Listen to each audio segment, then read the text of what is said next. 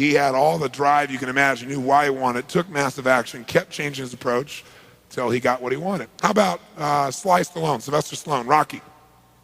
Rocky's story is this even, right? But Sly's is too. Sly's a good friend of mine. And when I first met him years ago, he's listening to my tapes and stuff, and he invited me over for dinner. We started talking. And I said, I've heard your story from other people, but I really love to hear it from the horse's mouth. I don't know how much is mythology, urban myth, and how much is true. So he told me his whole story. He said the essence of it, though, was he said he knew his whole life what he wanted to do since he was very, very young. He wanted to be in the movie business, period. I mean, not just TV, movies.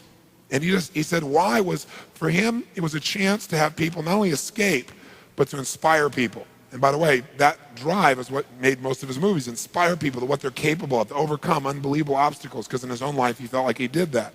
When he was born, he was pulled out by the forceps. That's why he looked the way he did. That's why he talked the way he did. And he said, so I really want to do that. And he said, I knew why I wanted to do it, and I wasn't willing to settle for anything else. And he said, what happened was, I went out to try and get jobs, and it's not like I went, hey, Adrian, they went, you're a star. It didn't work out real well. They looked at me and said, hey, you're stupid looking, do something else. What is this talking like this? There's no place for you in that stuff. You're never going to be a star in the movies. You're insane. No one's going to want to listen to somebody who looks dopey and talks out of the side of their mouth, right? And he got no after no after no after no. He said, I was thrown out more than 1,500 times of agents' offices in New York. I said, there aren't 1,500 agents in New York. He said, I know. I've been to them 5, 6, 7, 8, 9 times. He said, remember one guy, I went in there, and I got in there at 4 o'clock, and he wouldn't see me, so I stayed there, and I would not leave. And I stayed overnight. They came back the next morning. I was still sitting there. He said, that's how I got my first job. The guy said, fine, come in here.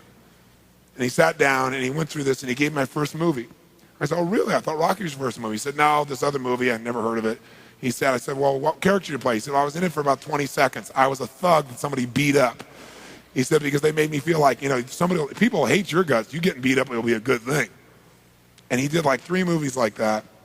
Never got anything. Kept going out. Rejection, rejection, rejection. So finally he realized it wasn't working. So he changed his approach. He said, I was starving, by the way. He said, I couldn't pay for even to have heat in my apartment. My wife was screaming at me every day to go get a job. I said, well, why didn't you? He said, because I knew that if I got a job, he said, I'd get seduced back and I'd lose my hunger. He said, I knew that the only way I could do this is if it was the only choice, if I burned all other bridges. Because if I did a normal job, pretty soon I'd be caught up in that rhythm and that stuff, and I'd feel okay about my life, and I feel like my dream would just gradually disappear. And he said, I wanted to keep that hunger. That hunger was the only thing I thought was my advantage. He said, my wife didn't understand that at all. He said, we'd have these vicious fights, and he said, it was freezing. So I was broke, we had no money, and he said, so I finally went to the public library one day because it was warm. So I didn't want to read anything. He says, I went in, New York Public Library. He said, I was hanging out there, and I sat down in this chair, and somebody left a book there. And he said, I looked down at this book, and it were the poems of Edgar Allan, stories of Edgar Allan Poe. And he said, so I started reading it, and he said, I got totally into Edgar Allan Poe. And he said, I know everything about it. He goes on for another 20 minutes telling me about Edgar Allan Poe. He knows everything, how he died, what it was about, what really happened. And I said, well, what did Poe do for you? He said, Poe got me out of myself. He got me to think about how I could touch other people and not worry about myself so much. And he said, it made me decide to become a writer. I said, just imagine Rocky the writer, right? And he said, so I tried to write a bunch of screenplays, nothing worked. I was totally broke. He said, I didn't even have $50.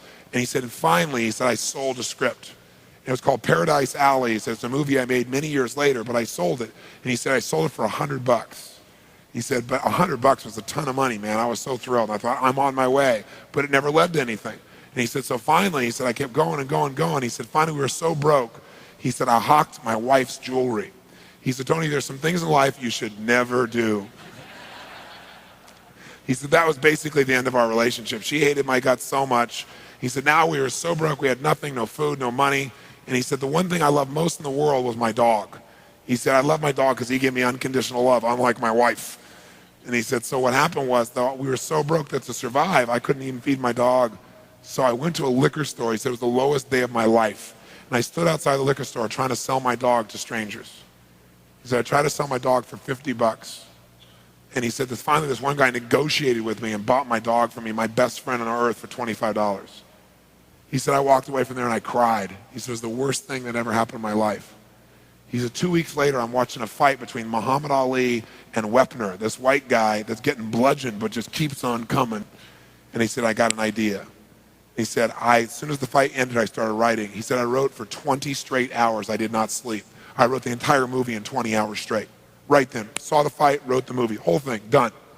He said, I was shaking at the end. I was so excited. He said, I really knew, man. I knew what I wanted. I knew why I wanted it. He said, just like you teach that formula. He said, but I said, man, I took the action. Now it's time to deliver. And so he said, I went out and started trying to sell it to agents. And they all would read it and they'd say, you know, this is predictable. This is stupid. This is sappy.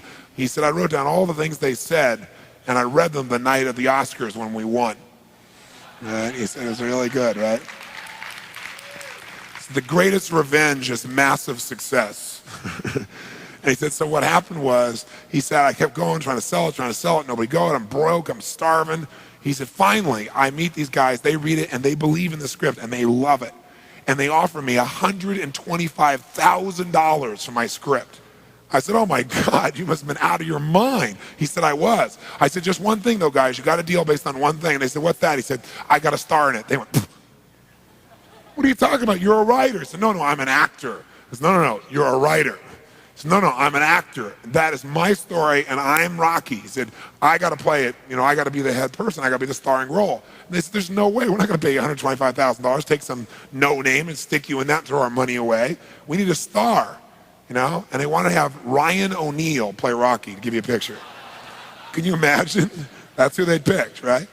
And so he said, no way, Ryan O'Neal isn't Rocky, I'm Rocky. Went through this whole thing, right? They finally, they said, well, take it or leave it. He said, I left the room. I said, if that's what you believe, you don't get my script, and he left. Here's a man with no money, none, totally broke, offered $125,000, more money he'd seen in his lifetime, and he walked away because he knew his real what? Knew his real what? And why he wanted it, he was committed to it. So he said they called him a few weeks later, and they came and brought him back, and they offered him $250,000 not to star in his own movie. He turned it down, $250,000. They came back, their final offer was $325,000. They wanted this thing. He said, not without me, and they said no. They finally compromised, and they gave him $35,000 and points in the movie, because they said, if this is going to happen, then you're going to take the risk with us. And the bottom line is, we don't think it'll work, but at least we won't spend a bunch of money on you. And they only spent $1 million to make Rocky, and it grossed $200 million at the time. Right? I mean, it was done pretty well. But what's interesting about this is, I said, what'd you do? I mean, even $35,000, it's not $250,000. That's a lot of money when you don't have 25 bucks. I said, what's the first thing you did? I figured you went out and partied or something. He said, I went to that liquor store for 3 straight days and hoped that the man who had my dog frequented the store. He said, because I want to buy back my dog.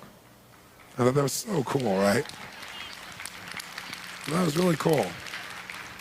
I said, what happened? He said, third day I was there, this guy walks by, and I see him, and I can't believe it, and there's my dog. And I looked at him, and I said, sir, remember me? And he said, it had been about a month and a half by the time this had all come about.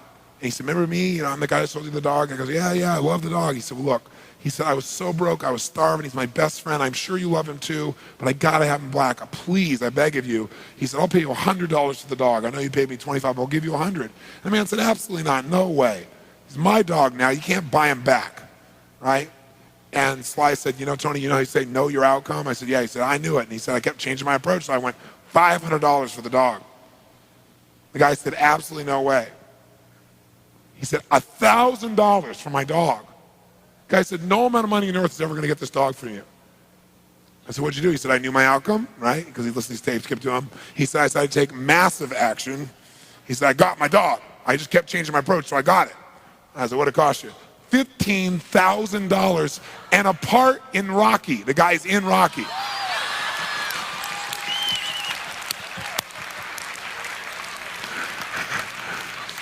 You know that dog in Rocky, Butt Kiss?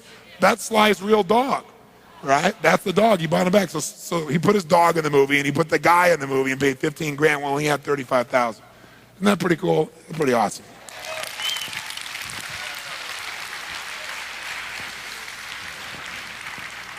So there's always a way if you're committed. Just got to keep changing your approach.